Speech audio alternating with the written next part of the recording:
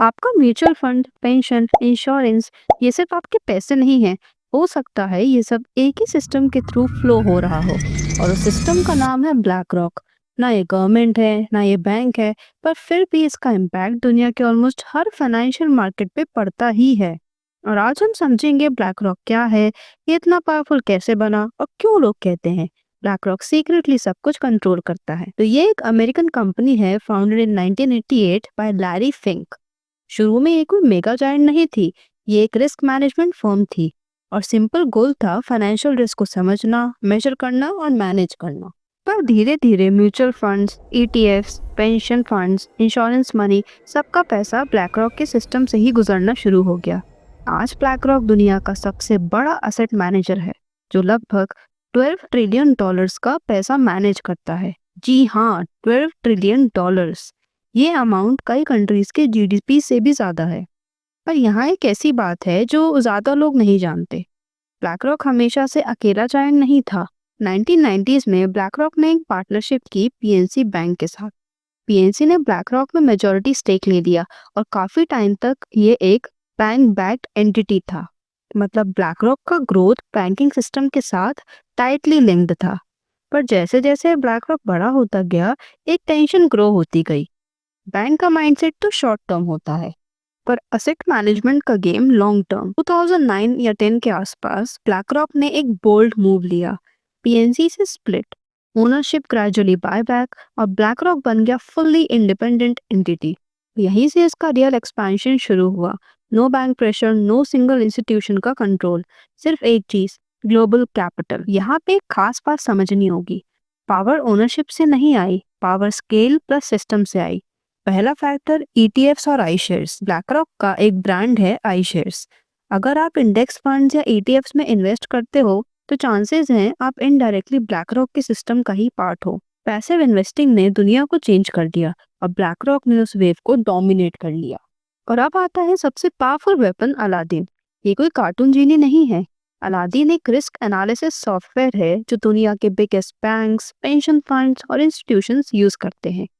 ये सिस्टम बताता है कौन सा एसेट रिस्की है, कौन सा सेफ है, मार्केट शॉक आए तो क्या होगा। सोचिए, अगर एक ही सिस्टम हजारों इंस्टीट्यूशंस को बता रहा हो कि रिस्क इधर है, तो मार्केट का डायरेक्शन कौन डिसाइड करेगा? यहीं से सिस्टम इन्फ्लुएंस शुरू होता है। इंटरनेट पे एक फेमस नरेटिव है, ब्लैक दुनिया के सारे कंपनीज, घर, असेट्स ओन करता है। सच? बिल्कुल नहीं। ब्लैक कंपनीज का मालिक नहीं है, ये उनका पैसा बस मैनेज करता है। पर यहाँ ट्विस्ट है, जब आपका पैसा ब्लैक मैनेज करता है तब शेयर होल्डर वोटिंग राइट्स अक्सर ब्लैक के पास ही होता है। मतलब कंपनी का डिसीजन डायरेक्ट आप नहीं, सिस्टम के थ्रू होता है। ये डिक्टेटरशिप नहीं है, पर ये साइलेंट इन्फ्लुएंस जरूर है।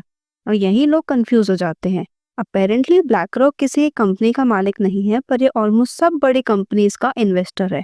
Apple, Microsoft, Google, Amazon, Meta, Tesla, इन सब कंपनीज के टॉप शेयर होल्डर्स लिस्ट में ब्लैक का नाम बार बार आता है।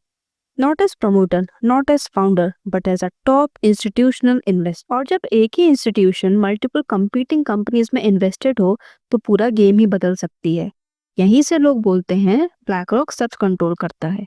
रियलिटी ये है, ब्लैक डिसीजंस नहीं लेता, पर डायरेक्शन इन्फ्लुएंस करता है। इस कंपनी का मेजर पावर ये भी है कि ये रिस्क डिफाइन करता है। और जब आप रिस्क डिफाइन कर देते हो तो पैसा अपने आप मूव करता है। 2008 फाइनेंशियल क्राइसिस के बाद और कोविड के टाइम ब्लैक ने सेंट्रल बैंक्स को एडवाइजरी दी। गवर्नमेंट्स पॉलिसी बनाती हैं, पर मार्केट्स का एग्जीक्यूशन ऐसे इंस्टीट्यूशन से ही होता है। ब्लैक कोई शैडो गवर्नमेंट नहीं है, पर ये एक ऐसा सिस्टम है जिसका इम्पैक्ट पॉलिसी के बाद शुरू होता है। अब सवाल ये है, इसका इंडिया से क्या लेना देना है? अगर आप म्यूचुअल फंड्स में इन्वेस्ट करते हो, पेंशन प्लान्स में हो, मार्केट वोलेटिलिटी फील करते हो, तो फॉरेन इंस्टीट्यूशनल फ्लोज आपकी लाइफ को इम्पैक्ट करते हैं। ब्लैक डायरेक्टली इंडिया का ओनर नहीं है, पर जहाँ ग्लोबल कैपिटल जाता है वहाँ इन्फ्लुएंस भी जाता है। इंडिया में पैसा आता है, जाता है और उसका रिदम ग्लोबल सिस्टम्स डिसाइड करते हैं। अब आते हैं लेटेस्ट अपडेट पे। रिसेंट रिपोर्ट्स के हिसाब से ब्लैक ने अपनी स्ट्रैटेजी चेंज की है। ये कोई एक दिन का एग्जिट नहीं है, पर एक मैसिव रीपोजिशनिंग है।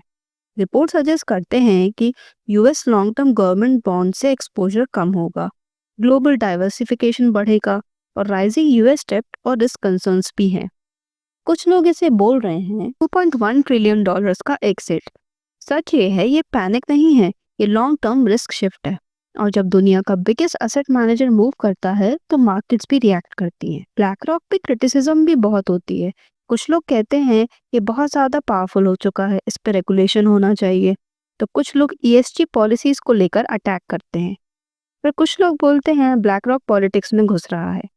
पर ब्लैक रॉक का जवाब सिंपल है, हम सिर्फ क्लाइंट्स का पैसा मैनेज करते हैं। और सच यही कहीं बीच में ही है। आज ब्लैक रॉक दुनिया का सबसे बड़ा ओनर नहीं है, पर ये दुनिया का सबसे बड़ा फाइनेंशियल सिस्टम इन्फ्लुएंसर जरूर है।